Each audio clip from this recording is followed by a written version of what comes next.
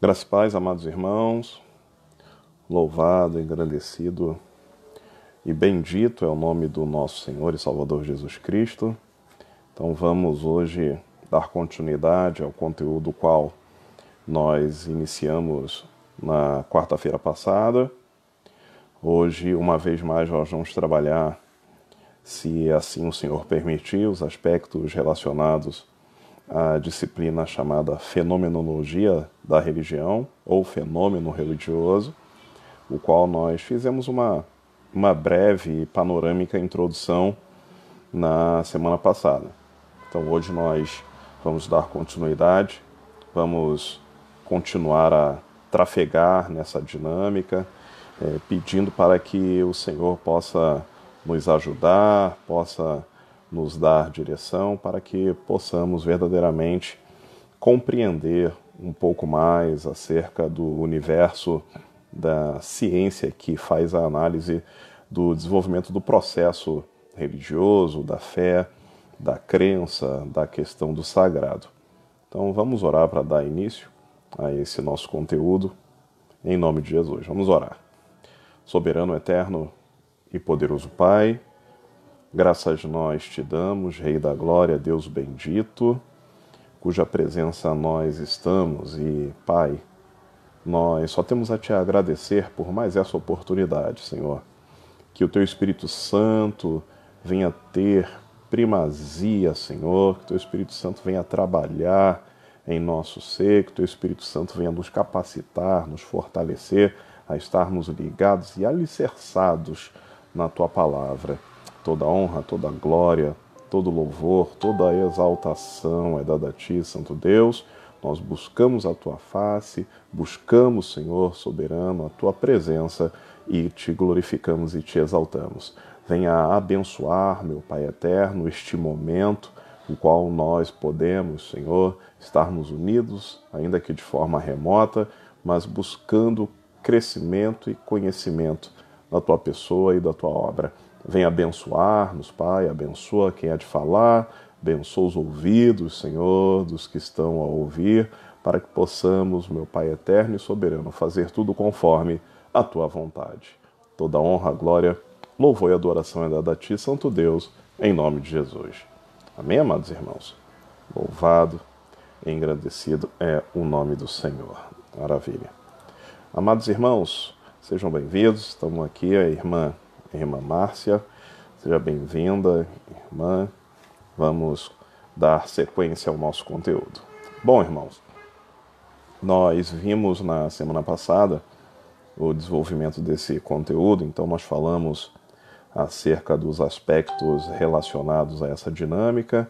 Então nós podemos ver, podemos contemplar o desenvolvimento do saber, do fenômeno religioso, essa disciplina que pouco é difundida e falada, mas ela é de uma concretude, de uma amplitude que permite-nos ter uma visão ampla dessa questão da análise científica acerca do universo da fé, da religião, da crença. E nós vimos a essência da palavra fenômeno, da onde se vem fenomenologia. Então, fenômeno é uma expressão que tem origem no radical grego, phainomeno, significa aquilo que se mostra, aquilo que é aparente, aquilo que é visível. E nós trabalhamos em cima dessa questão. Então, essa disciplina, ela vai trabalhar e vai dialogar com outras áreas do saber, como a antropologia cultural nesse caso, como a filosofia, a sociologia. Então, buscando cumprir, né, o conhecimento pleno da ideia da raiz, da matriz da religiosidade. Então, esse é o cerne do que nós começamos a fazer na semana passada. Hoje a gente vai dar mais passos nesse sentido. Vamos continuar a observar o desenvolvimento dessa ideia da análise religiosa, do fenômeno da religião, e eu lembro-me que nós vimos a questão cultural. Então, na semana passada, nós podemos observar que o desenvolvimento da ideia de religião estava diretamente ligada à questão referenciada pela questão cultural. Então, a religião está inserida dentro do viés cultural. Então, as populações elas buscam o desenvolvimento e o conhecimento a partir das experiências que a cultura pode promover. E nós vimos, graças a paz, irmão Armando, Deus os abençoe, vaso. Deus os abençoe. E nós podemos fazer esse paralelo, essa identificação entre a ideia da cultura com a manifestação religiosa. E nós observamos, irmãos, que, de certa forma, a religião, ela ligada a esse viés cultural, a religião ela acaba por cumprir algumas funções sociais.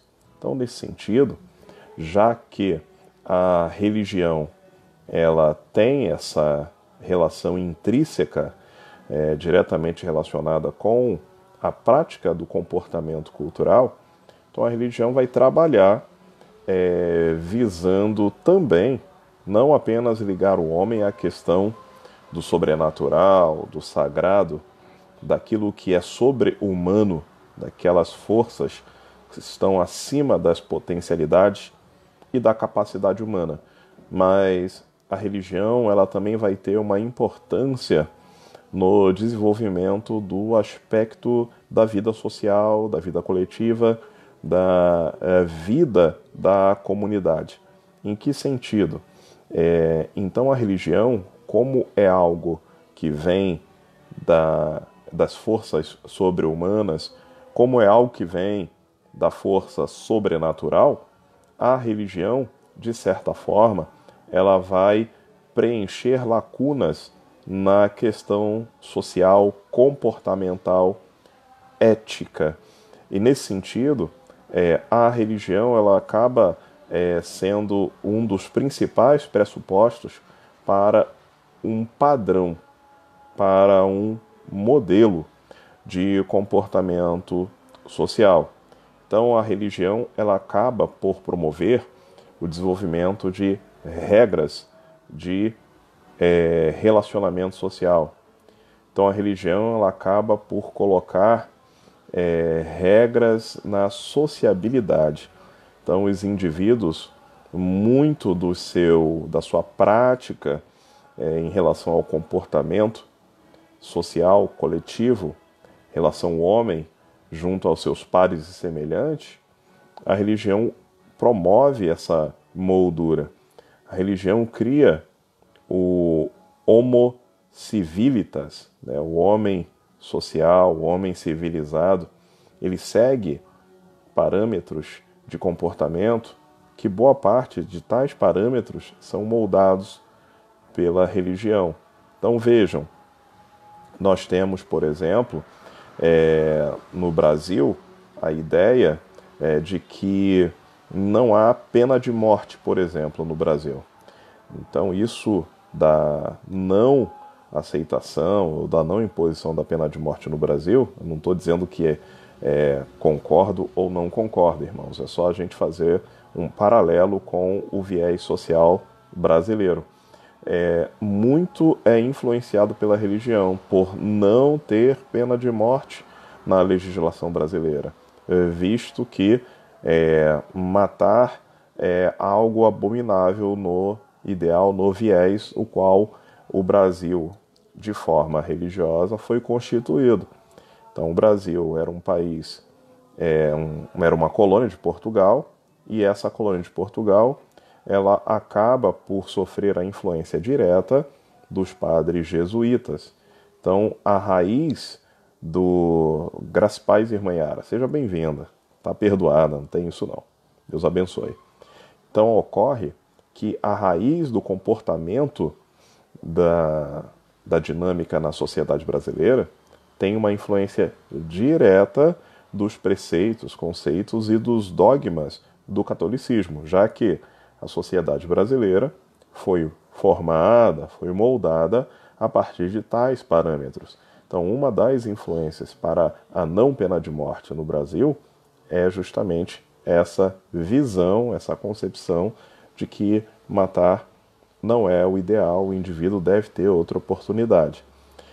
Já nos Estados Unidos, também aquela comunidade, aquela sociedade, ela é formada em cima dos valores religiosos protestantes. Ocorre que a interpretação que se tem em alguns estados lá na região dos Estados Unidos é que crimes hediondos, crimes de lesa pátria, enfim, esses devem ser punidos com morte, porque no Antigo Testamento se punia com morte alguns indivíduos em virtude do grau de delito que era cometido nesse dinamismo. Então, ocorre que há interpretações e interpretações. Onde eu quero chegar é que a religião, de certa forma, acaba promovendo influência no universo coletivo, no universo social, acaba por estabelecer regras na coletividade. A religião, por exemplo, ela promove e justifica um modo de existência. Como assim? Nós temos a ideia criacionista, nós cremos no criacionismo, nós cremos na obra plena, criadora de Deus, pela sua palavra, pelo seu poderio, pela sua magnitude, e desta forma nós justificamos a existência a partir da ação geradora de Deus. Então Deus como diz o grande filósofo cristão medieval, como diz Tomás de Aquino, Deus ele é o princípio motor, né? O princípio gerador, o princípio que promove o desenvolvimento da vida plena, da ordem existente, do cosmo, do mundo. Então essa é uma realidade que a gente observa no desenvolvimento da religião e sua influência no processo da coletividade, das regras de existência ou de validar um modo operante, um modo de existência, algo consistente no aspecto social, político, econômico. Então a religião acaba por trazer essa influência no desenvolvimento da vida em comum entre os homens. As paz, irmã Ângela, seja bem-vinda em nome de Jesus. Um outro aspecto que a religião cumpre em relação à função social é que, de certa forma, a religiosidade ela foi já utilizada para promover, por exemplo, categorias, classes, estratificação social. Então, muito já se usou e se usa em relação a justificar práticas, comportamentos e o status quo, ou seja, a posição do indivíduo no meio social, a partir do viés religioso. Um exemplo disso, vou usar um exemplo de uma das religiões orientais, uma das maiores religiões do mundo. Nós temos o hinduísmo. O hinduísmo, ele é hoje a terceira maior religião do mundo, né? Está atrás do cristianismo em suas várias vertentes e ramificações e está atrás do islamismo. Então o hinduísmo hoje é a terceira maior religião do mundo. E no hinduísmo nós temos uma organização social, aquela comunidade, aquela sociedade, ela é dividida não em classes sociais como nós usamos aqui o conceito no Brasil de uma economia capitalista, por exemplo. Mas na Índia Isso não é mais lei, não é mais regra, porém ainda persiste naquela sociedade indiana. É a sociedade, a organização social por castas. Então, lá na Índia, desde a forma em que se estabeleceu aquela sociedade, isso há muitos anos atrás, ou seja, há mais ou menos 2.000 anos antes de Cristo, é uma estimativa dos historiadores, lá se organizou a sociedade em castas, castas sociais.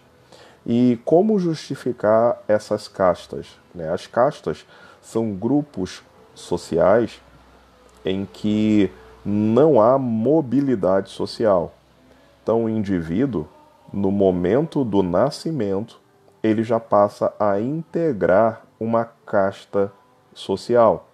Então, se o indivíduo nasce numa família que está numa determinada casta, ele vai permanecer naquela casta o resto da sua vida. Ele vai se relacionar naquela casta o resto da sua vida. Ele vai perpetuar a família naquela casta. Não há uma relação intercastas. Então, as castas, elas não se relacionam, as castas, elas não se alteram, e as castas são estabelecidas no momento do nascimento. E aí, como explicar que um indivíduo está numa casta superior e um outro indivíduo está numa casta inferior? A mais inferior das castas são os párias ou os darites, que são aqueles considerados sem castas. E como justificar a pobreza, a miséria e a invisibilidade de um indivíduo em relação a um outro indivíduo que está abastado, que participa dos círculos sociais, que tem proeminência no meio social? Como justificar isso? A religião hindu justifica as castas sociais. Como? A explicação religiosa e de ampla aceitação pela sociedade indiana é de que as castas, elas são partes, ramificações. Os indivíduos foram tirados de partes do corpo de uma das divindades do hinduísmo, Brahma. Tanto é que o nome da religião hindu também é brahmanismo, em virtude dessa que é a divindade que seria a entidade criadora do universo e do cosmos, da ordem existente.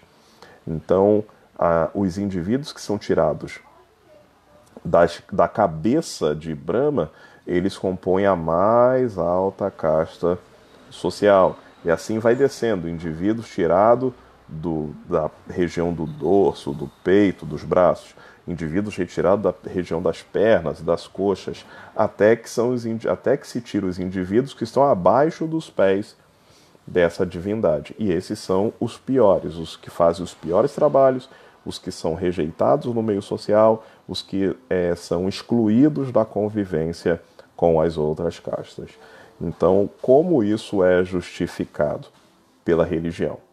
Então, a religião, em alguns lugares, de certa forma, claro, isso não é hegemônico, isso não é universal, mas a gente observa que em algumas regiões, alguns lugares, a religião, ela influencia justamente na organização dos grupos e dos indivíduos, como eles são alocados no meio social. Então, isso é uma das funções sociais da religião. Então, por que uns são abastados e outros são oprimidos? A religião explica isso. Então, por que o grupo que é oprimido não se rebela? Porque a religião doutrina nesse sentido. Então, ele aceita a sua condição subserviente, porque aquilo é o reflexo, é o retrato do desejo e do querer das entidades e das divindades, das forças sobre-humanas, das forças sobrenaturais. Então, a religião, ela, no seu aspecto social, no seu aspecto da coletividade humana, ela é a atividade cultural mais antiga que existe em todas as culturas. Em todas as culturas, irmãos, o homem, de certa forma, ele desenvolveu o viés religioso. Então, a religião, ela mostra para o homem a sua fraqueza, a sua necessidade de se juntar, de se alinhar, de se congregar junto a algo que é muito mais poderoso do que ele, algo que é maior do que ele. Graças a Deus, meu amigo Walter Paulino, grande decano. Deus te abençoe, meu irmão. Irmã Ângela também, Deus abençoe. Deus possa proporcionar algo espetacular para todos vocês. Amém, irmãos? Bom, então nós temos, nesse sentido, a ideia, a concepção da religião, mostrando que o homem, primeiro, o homem ele é fraco. A religião mostra que o homem é impotente. A religião mostra que o homem é incapaz. As forças da natureza causam espanto. As forças da natureza causam problemas. As forças da natureza, elas são mais poderosas do que o homem. Então era necessário que esse homem pudesse se agarrar, se amarrar, religar-se a uma força mais poderosa para poder se salvaguardar. Graças a paz, irmã Josina, seja bem-vinda. Deus o abençoe grandemente. Então, irmãos, o homem dotado de total consciência, devemos lembrar que Deus cria o homem para que esse homem governasse, para que esse homem administrasse o universo, o mundo, o cosmos. O homem foi criado para tomar conta de toda a ordem existente, de toda criação, do universo criado por Deus. Então o homem foi dotado de sabedoria, de conhecimento, de racionalidade. O homem foi dotado de consciência. Então, dotado de tal consciência, o homem decaído percebe o quê? Percebe que um trovão é mais poderoso do que ele. Ele percebe que a lava ela pode levar a cabo a vida do homem. O homem percebe que uma enchente pode causar o fim da sua própria vida. Então nós temos perigos, os animais, as feras podem causar o fim da vida humana. Então o homem precisa, ele sabe que precisa se agarrar a algo que é maior do que ele, que é mais poderoso do que ele, que tem mais glória do que ele. Então, nesse sentido, que surge a ideia religiosa e, nesse caso, a religiosidade, essa percepção que o homem tem da ordem existente, é que causa, nesse sentido, o desenvolvimento da ideia religiosa. Então, a gente tem algo unânime. Então, os antropólogos, os sociólogos, os filósofos, historiadores, eles chegam a uma conclusão, eles são unânimes em um processo. Eles entendem que a religião é a manifestação cultural mais antiga da humanidade. Então eles entendem que os homens, antes mesmo de desenvolverem a sua produção material, antes mesmo de desenvolverem os aspectos relacionados a classes sociais, divisão social, estratificação social, antes de tudo isso, antes do Estado, antes da escrita, o homem desenvolveu a ideia do sagrado, a busca pela religiosidade. Então ele percebe na natureza que há coisas boas e que também existem coisas que causam ameaça. Então a natureza ela é linda, porém ela é ameaçadora.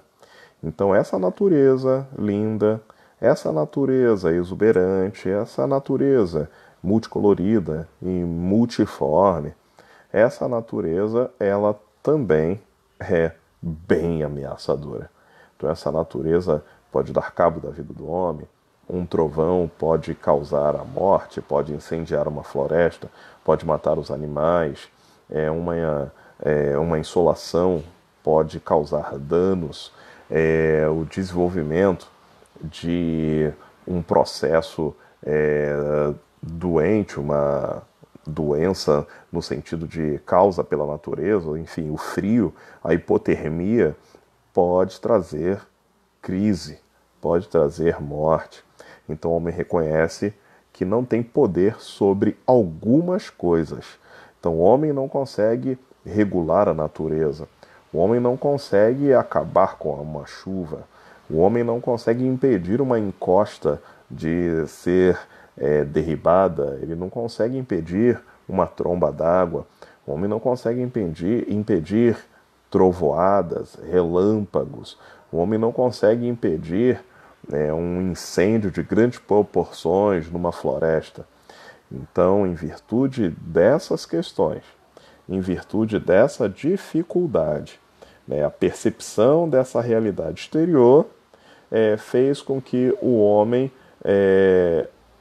enxergasse a sua pequenez diante da magnitude da natureza. Ou seja, essa realidade exterior era algo independente da ação humana. Então, sendo algo independente da ação humana, o homem passou a buscar, de acordo com essa análise científica acerca da fenomenologia da religião, o homem passou a buscar a crença, a reconciliação e se conectar com esses poderes superiores. Então é a partir desse processo que surge a ideia da divindade. Então, a partir dessa busca em se relacionar com forças superiores, o qual ele não tem poder, o qual ele não controla, o qual o homem não administra, é que nós temos o surgimento do viés religioso, a ideia do sagrado, a ideia do fenômeno religioso. Então a religião ela vai surgir dentro desse aspecto, dentro desse conceito. Então a religião surge e, quando ela surge, ela vai apresentar algumas finalidades. Então, vou citar aqui aos irmãos as mais específicas de tais finalidades da religião. Então, a religião, ela, como homem, se vê fraco, se vê incapaz, diante do poderio da natureza. Então, a gente vai observar que uma das finalidades da religião é justamente essa, ou seja, o homem busca proteção diante da natureza ameaçadora. Então, a natureza poderosa, a natureza intensa, a natureza bela, porém destrutiva. Então, diante de tal poder que foge da inerência e da capacitação de controle do indivíduo, do ser humano, então os homens buscam a ideia do sagrado, a ideia da religiosidade, no sentido de, primeiro, buscar proteção em relação a essa realidade que é ameaçadora. Outro aspecto da finalidade da religião é justamente o acesso à verdade. Bom, a religião ajuda o homem com respostas as quais ele muitas das vezes não encontra, as quais ele não tem. Então, assim, buscando responder a perguntas feitas pelos grupos humanos, a gente observa, por exemplo, que é dessa forma, tentando responder às demandas da humanidade, às demandas de um determinado grupo social. Vou especificar um aqui só para exemplificar. Então, diante dessas questões, é que surge, por exemplo, a ideia do mito. Então, as mitologias, elas surgem no sentido de tentar promover um acesso a uma verdade, ainda que essa verdade não seja uma exposição, uma explicação científica. Temos que observar o seguinte: religião não é ciência. A ciência, para ela apresentar uma verdade, a ciência busca utilizar de seus métodos. Então tem toda uma metodologia científica para se comprovar algo e aquilo ser atestado como verdade nesse mundo social em relação à ciência. Existe até um grande filósofo da Idade Moderna, René Descartes, que escreve, né, uma obra, O Discurso do Método, em que ele apresenta todo um processo do pensamento, do saber, da racionalidade, visando promover o desenvolvimento de uma ciência pura, de uma ciência isenta de achismos ou percepções sensoriais que não levam à verdade. Então daí a busca, a ciência usa um método. A palavra método, ela é de origem grega, são duas palavrinhas por aglutinação, meta e odos. Meta, vou fazer uma analogia aqui para tentar facilitar os irmãos. Meta, nós temos, por exemplo, o futebol. O futebol tem um chute em que o goleiro chuta da sua área quando a bola sai pela linha de fundo. Esse chute é chamado de tiro de meta. Por quê? Porque o tiro, o chute, sai daquilo que é o... Perdão, irmãos. O tiro, o chute, sai justamente da onde é o objetivo do futebol, que é fazer gol. Então, meta a gente pode classificar como objetivo, como o fim, como a proposta a ser atingida. Então isso é meta. E odos é caminho, estrada, trilha a percorrer ou percorrida. Então daí é odos. Quem tem carro aí deve lembrar que no velocímetro tem uma contagem de quanto o carro já andou, em sua existência. O nome daquilo é odômetro. Ou seja, odômetro vem de odos, significa caminho, trajetória, o que já percorreu. Então, método significa um caminho para atingir o objetivo. Então, isso é método. Só que quem trabalha com método é a ciência. A ciência trabalha nessa ideia da racionalidade, essa questão ligada ao desenvolvimento do humanismo racional. Já a religião, o mito também, eles surgem para trazer uma verdade, só que essa verdade do mito, essa verdade da religião, ela não segue parâmetros científicos. Então, uma das finalidades da religião é promover o acesso à verdade. Porém, não é uma verdade científica. O livro do Gênesis, por exemplo, ele narra a questão relacionada ao início. Para as pais, irmã Kellen, seja bem-vinda. Ele narra essa questão do início, do princípio de tudo. Então nós temos isso na narrativa do Gênesis. O Gênesis narra o princípio. Só que o livro do Gênesis, ele não tem uma preocupação em explicar cientificamente as questões relacionadas à criação. Ele vem narrando o que Deus cria, porém ele não tem prova cabal. O livro do Gênesis não está escrito em linguagem científica. O livro do Gênesis, ele narra o início, porém a base para a crença na narrativa do Gênesis é a fé. Então, a narrativa religiosa, a narrativa mitológica, ela trabalha, ela tem uma finalidade, que é apresentar uma verdade, apresentar um início, um princípio, e esse princípio ele é fundamentado, parâmetro na relação da fé.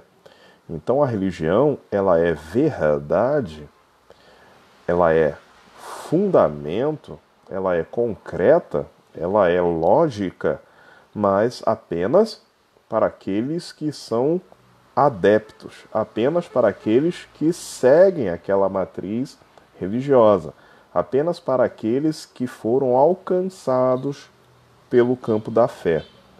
Então, a religião, ela visa dar acesso a uma verdade, ela visa explicar aspectos da vida cotidiana, da criação, porém não como a ciência.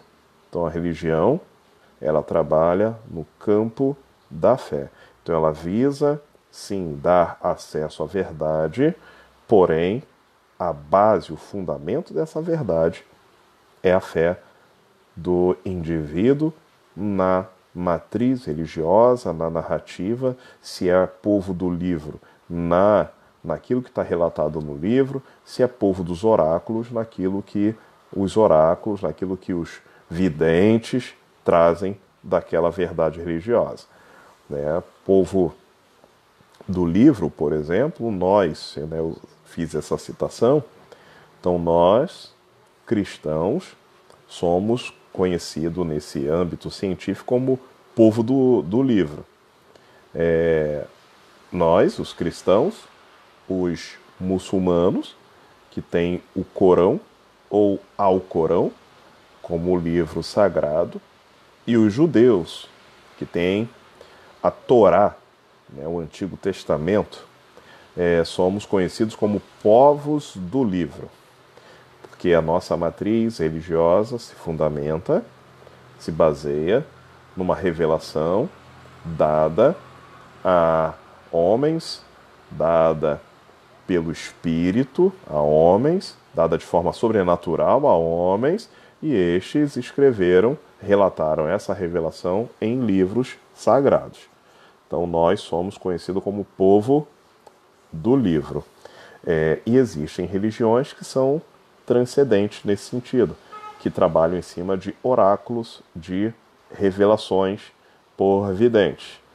Por exemplo, o budismo é uma religião nesse sentido. O taoísmo, que é uma religião específica do Japão, também é fundamentada nesse princípio de oráculo.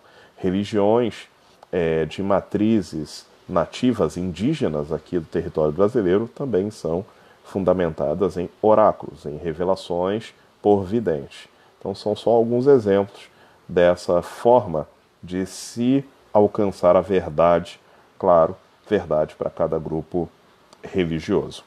Um outro aspecto da finalidade da religião também é promover garantias às normas, às regras, os valores da moral e da ética. Então a religião, ela ajuda a moldar o comportamento dos indivíduos, comportamento dos grupos sociais. A religião promove a ideia do que é certo, do que é errado, do que é aceitável moral e eticamente no meio social. Uma outra questão também ligada à religião e sua finalidade é trazer soluções, é promover o desenvolvimento de milagres, de ações sobrenaturais, da interferência divina na problemática humana. Então é uma das finalidades da religião também. Muitos de nós, inclusive cristãos, por exemplo, talvez muitos de nós fomos alcançados por Deus a partir de experiências milagrosas e sobrenaturais. Deus agindo, intervindo nas nossas questões, nas nossas causas, e assim de uma forma bem milagrosa, sobrenatural, sobre-humana, uma intervenção divina, nós entendemos o poder, a existência de Deus e assim aceitamos. Então ocorreu com alguns de nós. E um outro aspecto também, e eu digo que porventura possa ter sido o primeiro na maioria dos povos que desenvolveram a religiosidade, todos os povos, em todas as épocas, em todos os momentos, é um outro aspecto que os antropólogos, filósofos e historiadores também chegam a uma conclusão, é que todos os povos desenvolveram a religião, desenvolveram matriz religiosa. É que a religião, ela deu, num primeiro momento, ela veio trazer consolo. Então a religião, num primeiro momento, veio trazer perdão, uma esperança de vida. Perdão, irmãos. Então a religião veio trazer uma esperança de vida pós-morte. Então, os homens identificaram isso num momento de suas vidas, no momento do grupo social. Os homens, eles de certa forma identificaram que uma das problemáticas para a espécie humana era a sobrevivência. Então o homem precisava sobreviver. E sobreviver implicava encontrar alimento. Sobreviver implicava encontrar água. Sobreviver implicava em se abrigar em relação à exposição ao tempo. Sobreviver implicava em escapar de bestas, de feras. Então, o homem identificou que a morte ela era iminente. A morte era bem presente. Então, os grupos humanos, eles precisavam, porventura, aumentar o seu espaço territorial em virtude do crescimento populacional e um consequente aumento do consumo de alimentos. Então, isso implicava na necessidade de se expandir territórios. E uma das formas de se conquistar territórios era a guerra. E uma das coisas ligadas à guerra era a ideia da morte. Então, a morte, ela acabou se tornando, de certa forma, irmãos, um dos primeiros aspectos da percepção da realidade humana, da existência humana. Então o homem percebeu que a morte ela era bem real. O dar cabo da vida era uma realidade para o aspecto humano. E os homens, eles conseguiram perceber uma coisa interessante. O homem tem percepção, o homem tem razão, o homem tem intelecto. Então os grupos humanos, eles perceberam que a morte, ela precisava, e os homens acreditavam, né, e acreditam até hoje, que a morte não é o fim. Nós não apenas achamos por especulação. Nós temos certeza, graças a Deus, né, irmãos? Nós temos certeza que a morte não é o fim. Nós temos certeza de que a morte é o último inimigo a ser vencido. A morte, ela já tem a sua derrota decretada, porém ainda não consumada propriamente dito, né? Então a morte é esse último inimigo. Nós temos inimigos nessa nossa jornada, nessa nossa caminhada. Os irmãos devem lembrar do Salmo de número 23, quando Davi ele diz: preparas uma mesa perante mim na presença dos meus inimigos. Esse texto é muito lindo, real, porém muitas das vezes, na maioria delas, mal interpretado.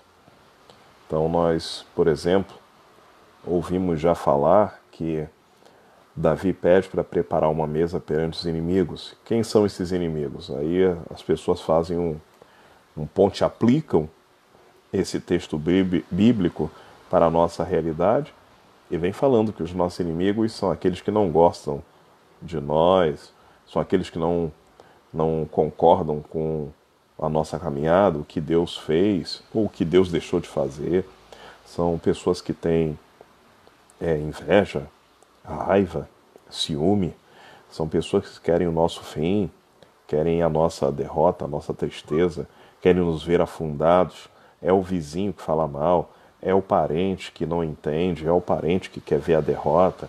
Enfim, as pessoas falam isso acerca do Salmo 23, de que vai ter uma mesa e os inimigos vão ver a nossa vitória. As pessoas falam isso. Só que não é essa a interpretação, não é essa a exegese real do texto. Então, os nossos inimigos, a gente pode numerá-los. São aproximadamente 6 inimigos que nós temos. Nesse sentido, a mesa está preparada diante dos nossos inimigos. E quem são? Quais são os nossos inimigos? Primeiro, o pecado. O pecado é esse primeiro inimigo. Então, a nossa mesa, a mesa do Senhor, na verdade, é nossa por herança, mas a mesa é dele. Essa mesa está posta diante, primeiro, do pecado, primeiro inimigo. Segundo inimigo, além do pecado, a carne. Então veja só os nossos inimigos: pecado, a carne. Terceiro inimigo, o mundo. O mundo também é o nosso inimigo. E essa mesa está preparada diante desses 3 inimigos: pecado, a carne e o mundo. Quarto inimigo, o ego. O ego também é o nosso inimigo. É esse o qual nós lutamos diariamente. Precisa ser aniquilado, precisa ser destruído todo dia, toda hora. Esse inimigo está junto da gente. Esse inimigo, ele nos perturba, ele tenta desvirtuar, direcionar-nos de forma equivocada. O ego faz do homem olhar apenas para si mesmo, para as suas concepções, para as suas ideias, para o seu bem-estar. Esse é o quarto inimigo. O quinto inimigo é o diabo, esse que é o grande adversário, o inimigo das nossas almas. Quinto inimigo, diabo. Sexto inimigo, a morte. Então nós temos 6 inimigos. E a mesa do Senhor, está preparada diante desses 6 inimigos. São esses inimigos que têm que nos ver sentados à mesa. São esses. E esses inimigos, eles têm o dever, o papel deles é serem promotores. É apontar o nosso defeito. É apontar a nossa crise. É apontar a nossa queda e quem nós somos. Então nós estamos sentados na mesa. Que maravilha, né, irmãos? Estamos assentados à mesa diante dos nossos inimigos. Então esses aí, os inimigos estão vendo a gente na mesa. E eles vão apontar, falando: olha, ele não pode. Olha, ela não pode estar na mesa. Por quê? Porque caiu em pecado, porque é carnal, porque é mundano, porque é egoísta, porque o diabo influencia e porque está condenado à morte. Então nós somos apontados nessa mesa. Mas o que o dono da mesa faz conosco é maravilhoso e tremendo, irmãos. O dono da mesa sabe de tudo isso, sabe que os nossos inimigos têm razão. Os nossos 6 inimigos têm razão, irmãos. O pecado, a carne, o mundo, o ego, o diabo e a morte, eles estão certos. Nós não deveríamos estar assentados à mesa. Mas veja que coisa maravilhosa. O que o anfitrião faz? Ele derrama óleo sobre a cabeça, sobre a nossa cabeça. Então, nós estamos ali assentados à mesa, diante dos nossos inimigos, e o anfitrião unge a minha cabeça com óleo. Fala de eleição. Fala de escolha. Nós não merecemos, mas fomos escolhidos. Nós não merecemos, mas o anfitrião estendeu a mão. Nós não merecemos lugar à mesa, mas a graça, o amor, a bondade nos colocou na mesa. Que coisa maravilhosa, né, irmãos? Que coisa tremenda, né? E aí, olha que outra coisa linda. Nós fomos eleitos, ele derrama óleo sobre a nossa cabeça, nós somos eleitos, e o que acontece com o cálice? Transborda. Ou seja, quando entendemos que está faltando o vinho, é que acabou a festa. A festa está acabando. É uma da cultura, um dos aspectos da cultura no judaísmo. O vinho acabou, acabou a festa. Copo vazio, hora de ir embora. Aqui na nossa cultura, a gente entende que a festa acabou quando cortou o bolo. Cortou o bolo, acabou a festa. Nós entendemos isso. Essa é a linguagem cultural. Vamos cantar o parabéns, ou seja, vamos encerrar a festa. Então a gente já começa a nos preparar, já pega a bolsinha para a gente cantar o parabéns, comer o pedaço de bolo, beber o último copo de refrigerante e zarpar. Então é assim que funciona na nossa cultura. E na cultura do judeu, a festa acaba quando o vinho acaba. Acabou o vinho, acabou a festa. Só que veja que coisa maravilhosa. O anfitrião, ele diz que o nosso cálice transborda. Ou seja, não é para a gente sair da mesa. O cálice sempre está cheio. Ou seja, a festa é perpétua. A festa é perene. A festa é eterna. Então, irmãos, não acaba o vinho do nosso cálice. Por quê? Porque o anfitrião tem vida e vida em abundância. Ele tem riquezas insondáveis, como diz o apóstolo Paulo aos Efésios. Não acaba. É uma profundidade, a gente vai mergulhando, é mais profundo ainda. Então não acaba. Então nós estamos assentados à mesa porque fomos escolhidos, não é pelo nosso mérito, não é pela nossa capacidade, não é pela nossa capacitação, não é pelo que sabemos, não é pelo que fazemos, não é porque a gente ora muito, não é porque a gente jejua muito, não é isso que nos faz estar à mesa. É a graça, é a eleição, é a escolha, é o derramamento do Espírito, é a vida no Espírito. Primeiro aspecto da mesa. Segundo aspecto da mesa é que é para não levantar. A festa não acaba. A festa é infinita. A festa é eterna. A festa é perene. O cálice sempre está transbordante. Que coisa maravilhosa, irmãos. Que coisa linda. É esse Deus que vai nos levar para as bodas do Cordeiro. Então nós temos certeza de que a morte não é o fim. Nós temos certeza. Certeza pela palavra, certeza pela revelação dada ao Senhor na palavra. E o homem, ele percebeu, amados irmãos, que a morte era um inimigo e uma ameaça constante. Maravilha, maravilha, Walter. Só a graça de Deus faz isso, né? A graça de Deus é maravilhosa. E aí, amados irmãos, nós temos a seguinte situação. O homem olha para a sua realidade, olha para a sua fraqueza e percebe que ele morre. Nós temos uma frase nesse sentido que marca essa questão, essa diferenciação. O animal acaba, mas o homem morre. Ou seja, o que essa citação quer dizer? O animal acaba, mas o homem morre. O animal acaba no sentido de que o animal não tem consciência de si mesmo. O animal não tem consciência da sua existência e da sua pós-existência, até porque não há pós-existência na vida animal. O animal é dotado de alma, não é dotado de espírito. Então ocorre, amados irmãos, que o animal, não tendo consciência de si, ele sabe de forma instintiva que pode morrer. Ele evita cair num buraco, ele evita enfrentar uma fera maior do que ele, então ele foge. Ele tem consciência instintiva, mas não consciência racional.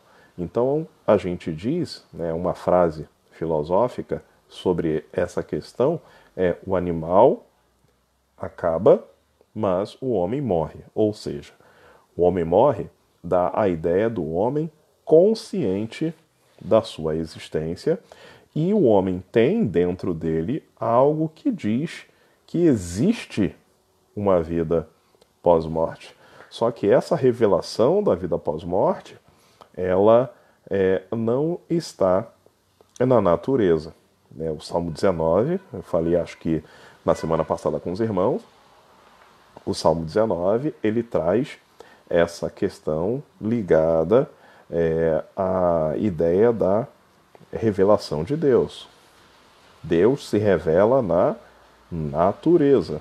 São os primeiros 6 versículos do Salmo 19. Então é a revelação de Deus na obra criadora. Então Deus se revela na criação. Só que a revelação de Deus na criação não salva. É impotente para salvar. Eu saber que Deus criou o sol, isso não me salva. Eu saber que Deus criou a transição do dia para a noite, isso também não salva. Eu saber que Deus criou o universo, os céus e mares, isso também isso é impotente para salvar. E aí, a partir do versículo 7, o Salmo 19 dá uma guinada. Ele fala da outra revelação de Deus, não na natureza, mas a revelação de Deus na palavra. E é essa revelação na palavra que salva. A lei do Senhor é perfeita. Então a lei do Senhor é que leva o homem à salvação. O conhecimento e a aplicabilidade da lei do Senhor no coração é que leva o homem à salvação. E nós sabemos que a lei do Senhor, a palavra do Senhor, é o próprio Senhor. Nós temos no Evangelho escrito por João, capítulo 1, versículo 1. No princípio era o Verbo, ou o Logos, ou no princípio era a palavra.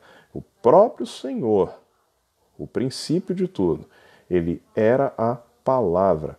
Ele estava com Deus e ele era Deus. O Senhor é a palavra.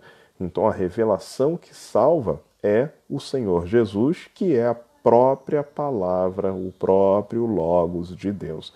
Então é essa revelação que salva. Então o homem compreende a sua realidade finita.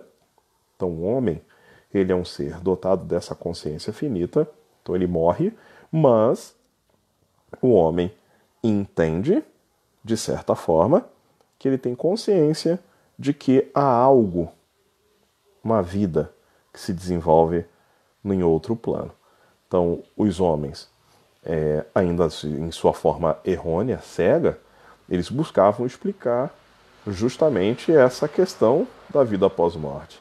Então, por isso que nós identificamos, quando vamos estudar fenomenologia da religião, né, quando vamos estudar o fenômeno religioso, identificamos que os rituais fúnebres são as primeiras manifestações religiosas em todas, pasmem, irmãos, em todas as culturas. Então, isso não são palavras minhas, de que os rituais fúnebres são as primeiras manifestações culturais, religiosas, em todas as culturas. Não sou eu que falo isso, mas são os cientistas, os antropólogos, os sociólogos, os filósofos, os historiadores. Eles atestam isso. Então isso é comprovado de forma científica. Então, os rituais fúnebres, eles são as primeiras manifestações culturais, religiosas, em todas, de forma unânime, irmãos, em todas as culturas. Então, nesse sentido, o homem vai compreender que a ideia da religiosidade, ela vai ser marcada primeiro pela ideia da morte. Então, há um filósofo romeno, é um dos mais entendidos acerca desse assunto da fenomenologia da religião, Mircea Eliade. É um filósofo romeno famoso nos estudos da religião. Então ele diz que o homem, no seu sentido de homem religioso, ele busca como ponto de partida para conexão com a realidade, com a existência sobrenatural, com a divindade, o homem busca isso primeiramente motivado por causa da ideia da morte. Então, os rituais fúnebres, na ideia dos especialistas, irmãos, são as primeiras manifestações religiosas de todos os grupos sociais, de todas as sociedades organizadas ou também não organizadas que viviam de forma primitiva, isoladas, mas algo comum entre essas comunidades que, ao longo do processo histórico da humanidade, não se encontraram, não trocaram informações, não houve troca cultural, eram povos, vamos colocar assim, povos isolados fisicamente, geograficamente. Então, os nativos aqui do Brasil, Tupinambá, Xavante, Yanomami, nativos aqui do Brasil, irmãos, que nunca tiveram contato, por exemplo, com o povo da Ilha de Páscoa, que fica ali na região oeste do Chile, fica no meio do Oceano Pacífico, um povo que ali existe, que não tinha contato com ninguém na antiguidade, com grandes embarcações, poderia chegar lá, porque é uma ilha bem afastada do litoral chileno, no meio do Pacífico, lá também rituais fúnebres. Veja, um povo que só foi encontrado, vamos dizer assim, pelos europeus só no século XVII, nos anos 1600 e alguma coisa. Então esse povo ficou isolado do convívio com outras culturas ou do resto do mundo, irmãos, desde os anos 1600 e alguma coisa. Então os irmãos podem ver o que é isso? Podem pensar ou mensurar do que nós estamos falando. Então esse povo que ficou isolado, os nativos brasileiros que ficaram aqui isolados do contato com os europeus, os incas, que por exemplo, os incas que habitavam a região de Machu Picchu, lá em cima no Peru, Machu Picchu, irmãos, aquela cidade que é quase 3.000 metros de altitude, uma cidade isolada, para chegar difícil demais, eles isolados lá, rituais fúnebres. Aí você para pensar, os povos da América Central e do Norte, os astecas, os maias anteriormente, depois os astecas. Aí você pega mais os povos da região da América do Norte, como Siouxes, Apaches, como os nativos, os esquimós. Aí você vai pegando os povos da Europa, os celtas, os anglos, os saxões. Você pega os godos, os visigodos. Aí você pega os povos berberes do norte da África. Todos esses povos tinham algo em comum, irmãos. Isolados, geograficamente, no espaço, no tempo, mas algo em comum. A ideia da vida pós-morte, a ideia de que a morte ela tinha um aspecto de proeminência sobre o homem e de que era necessário não apenas pegar aquele que morreu e jogar em algum lugar. Ah, morreu, deixa aí. Não. Todas essas culturas, todos os povos em todas as partes do mundo desenvolveram, de alguma maneira, um ritual para a morte. Então, a morte, essa ideia de como morrer, de como passar aquele corpo, aquela vida que ali estava para um outro plano, não podia ser feita de qualquer maneira. Então, esses povos desenvolveram rituais para passar aquele ente querido, aquela pessoa que faleceu, para passar ela para um outro plano. Então, esses povos desenvolveram aspectos religiosos ligados à morte para poder fazer com que a passagem para esse outro ciclo fosse feito de forma em que as divindades viessem aceitar aquele ente que morreu. Por exemplo, os egípcios faziam todo um trabalho ritualístico de preservação do corpo através da prática da mumificação para poder fazer com que o morto tivesse uma passagem regular, organizada, para poder ter uma outra vida plena e próspera e que porventura pudesse retornar para aquele corpo. No Egito Antigo, inclusive, alguns faraós morreram, foram embalsamados, e pessoas comuns também morriam quando o faraó morriam e eram embalsamados. Por exemplo, seus servos. Alguns servos eram escolhidos para morrerem, em virtude da morte de um determinado faraó. Então, alguns servos eram escolhidos para morrer, eram embalsamados também para que na outra vida pudessem servir ao seu Senhor. Veja, irmãos, como a ideia da morte, ela aponta primeiro para a questão da religiosidade. Então a morte, ela ganha nesse processo contornos ritualísticos. Então a morte se torna importante nesse sentido. Não sei se os irmãos já ouviram falar, mas na Indonésia existe um processo relacionado a essa ideia da morte, e existe um dia específico naquela cultura da Indonésia. Não são todos os lugares da Indonésia, mas principalmente nas regiões mais afastadas, interioranas, nas áreas rurais da Indonésia. Há uma cultura de que os mortos são desenterrados, né, em um dia específico, um festival, um rito. Os mortos são desenterrados, são vestidos e são levados para casa. Pasmem. Tá? Então isso acontece na Indonésia, e não acontecia só no passado não, irmãos, acontece até hoje. Então existe esse ritual de que no dia dos mortos, lá na Indonésia, pega-se o indivíduo morto, tira ele da tumba, coloca uma roupa nele, leva ele para casa e bota ele sentado, bota ele deitado na cama, sentado num sofá, numa cadeira, e ele participa, vamos dizer assim, se é que podemos falar isso, participar, e ele participa das atividades diárias daquela família, do cotidiano daquela família. Então ele participa daquele processo.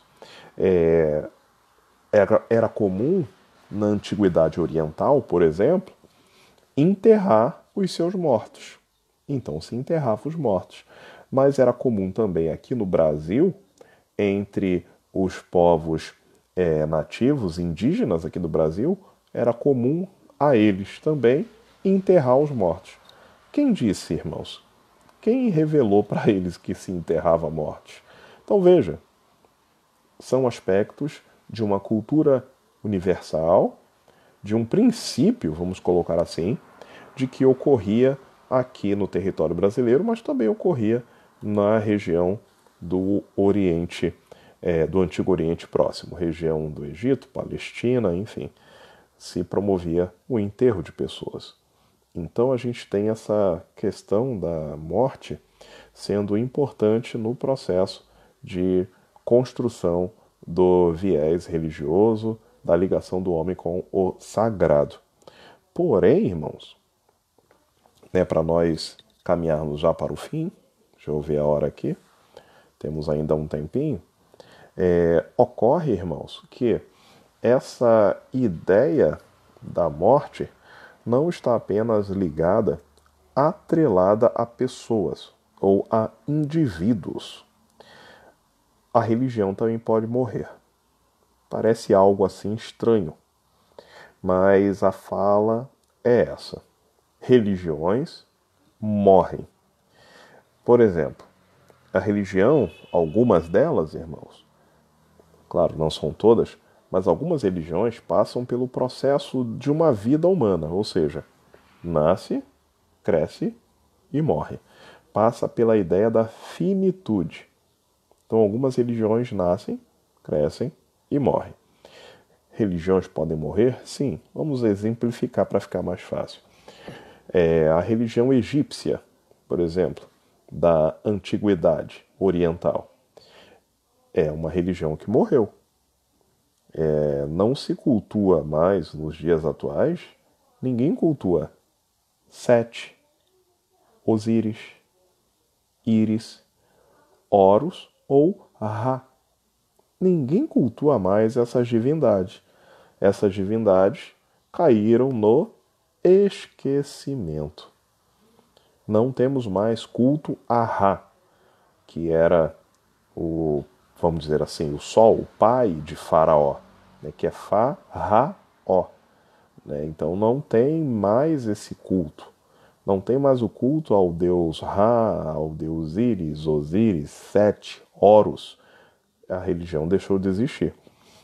Outra religião que deixou de existir, por exemplo, a religião dos astecas na Mesoamérica, ou seja, na região da América Central e um pedaço da América do Norte.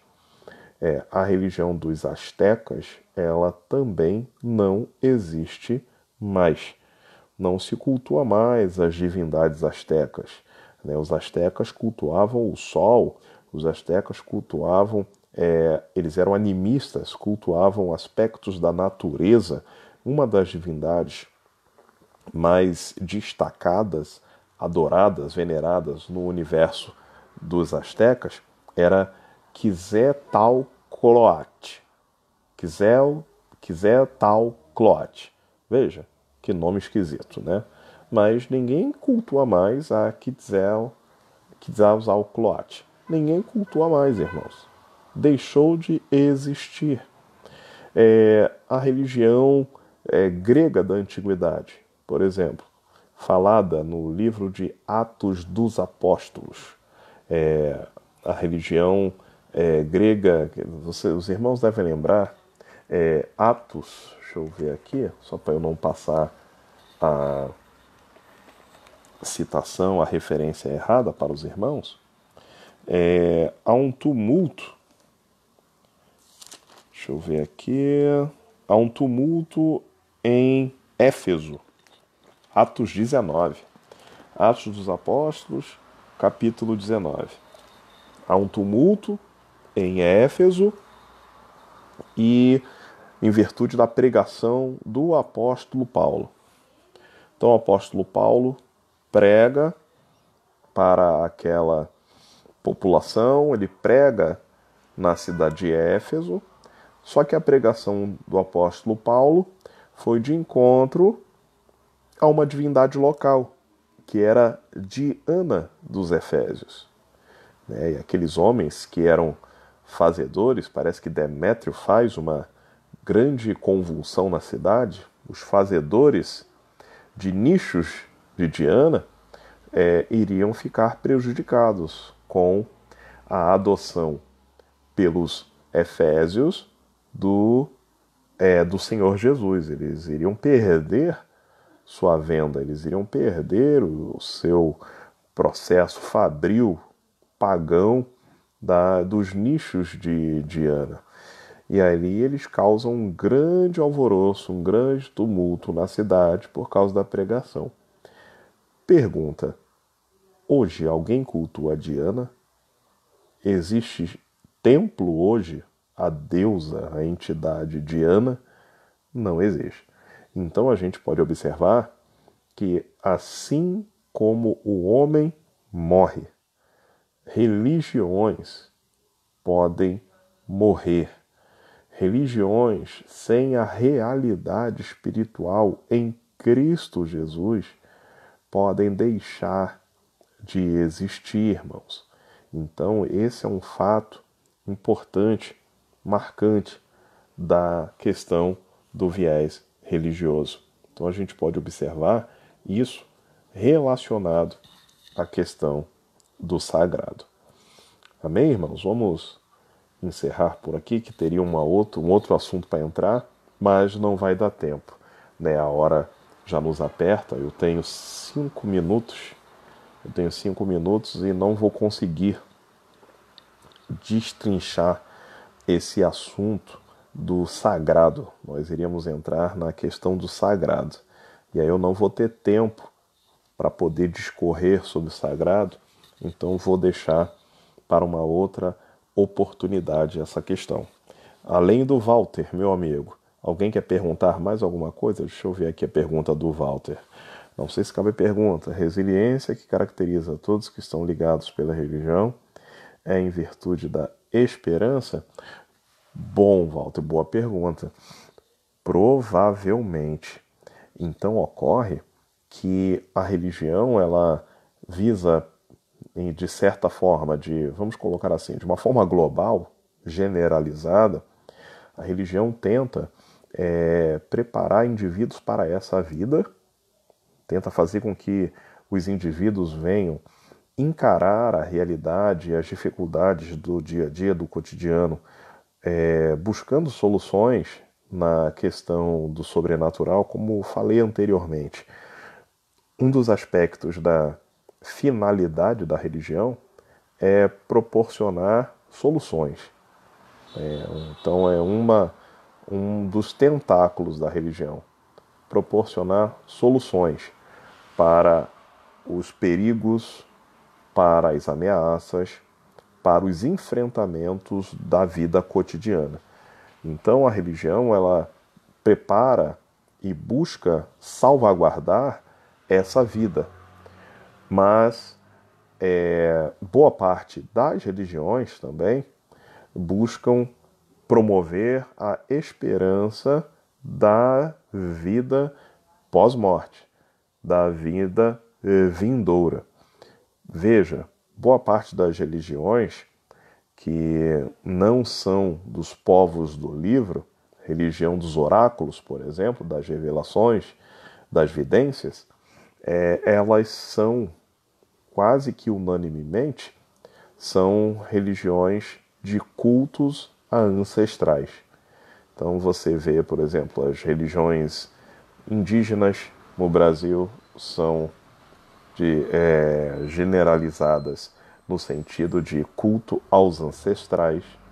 Daí você vê, por exemplo, a dificuldade dos nativos indígenas no Brasil de aceitarem sair da sua terra e ser alocado para uma outra terra, para uma reserva indígena, por exemplo.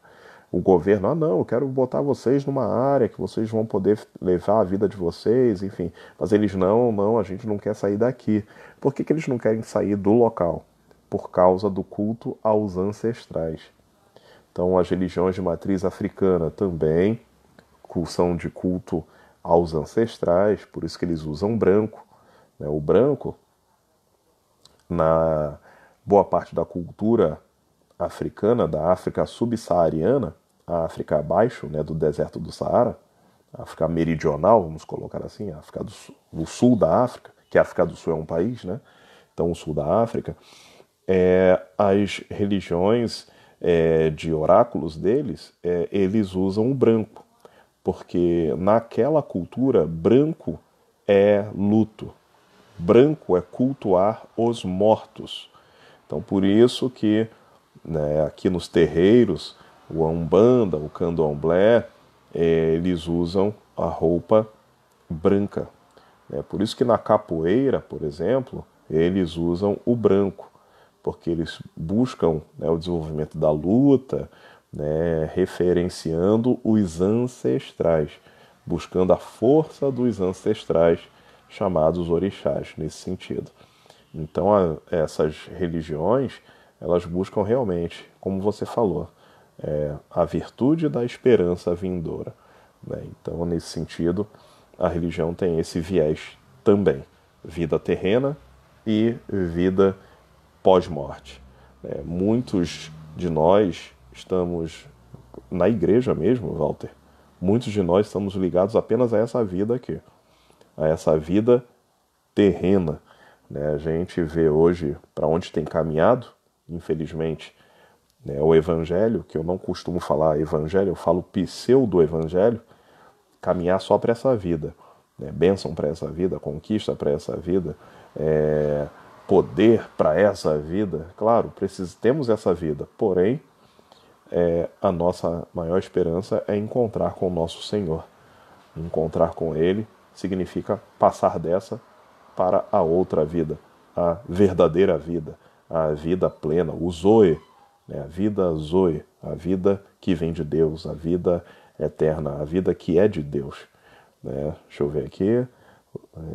Verdade, eles usam essas características, esses pressupostos para promover manipulação. E aí o controle mental dos indivíduos, enfim, para poder tirar a lã, infelizmente. Infelizmente é isso. Amém, irmãos? Além do meu amigo Walter Decano, que sempre dá uma aula, alguém que perguntar algo? Se não há, glórias ao nome do Senhor. Deus possa abençoar todos os irmãos, possa estar direcionando vocês, possa estar iluminando a caminhada de cada um de nós a partir da ação do Espírito Santo e que possamos verdadeiramente buscar em Deus o crescimento, o avanço e o progresso. Amém, irmãos? Deus venha nos abençoar. Vamos fazer uma oração, então, para concluirmos. Soberano, eterno e poderoso Pai, Tu és maravilhoso, Senhor, pois nos conduziste nesse processo, no desenvolvimento desse encontro, Senhor. Que a Tua poderosa destra continue a nos abençoar, Pai. Venha trazer luz ao nosso entendimento. Que Teu Espírito Santo, Senhor, venha nos ensinar todas as coisas para que possamos andar em novidade de vida. Abençoa cada um dos nossos irmãos que aqui estão, Senhor. Que eles possam ver a Tua poderosa destra atuando, dando livramento, meu Pai soberano, e nos ajudando a crescer até que cheguemos todos à estatura da varonilidade de Cristo. Toda honra, glória e louvor, adoração é dada a Ti, Santo e eterno Deus, em nome de Jesus. Amém, irmãos? Deus abençoe. Irmão Walter, meu decano, irmã Ângela, Deus abençoe. Deixa eu ver aqui. Irmã Kellen, Deus abençoe. Irmã Josina, Deus abençoe. Yara, pastor Yara, Deus abençoe. Reverendo Armando, Deus abençoe também. Irmã Márcia, Deus possa abençoar. E meu amigo, meu mestre, meu tutor, Rabi, pastor João Luiz. Deus abençoe. Continue te guardando, meu amigo. Amém, amém, Walter. Graça e paz, né? Paz perfeita vos seja multiplicada, amados irmãos. Deus abençoe.